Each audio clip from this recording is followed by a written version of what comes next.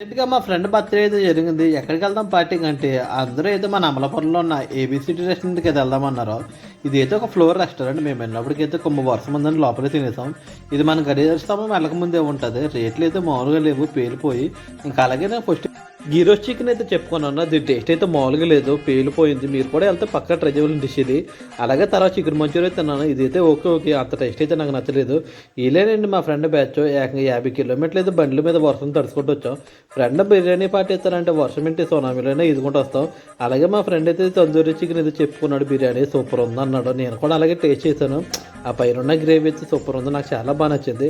ఇక్కడ ఏంటి స్పెషల్ అంటే మా ఓడైతే ఇంకా పొట్ల బిర్యానీ అన్నాడు. పొట్ల బిర్యానీ అయితే 4 చెప్పేసాం. ఇంక ఓపెన్ చేసినప్పటికి ఆరోమ్ అయితే మామూలుగా లేదు, చాలా బాగుంటుందని ఎక్స్పెక్ట్ చేశాం కానీ చాలా డిసప్పాయింట్ చేసింది. మేము వెళ్ళినప్పటికి 10-11 అలా అవుతుంది, అందుకే నాకైతే పెద్ద నచ్చలేదు.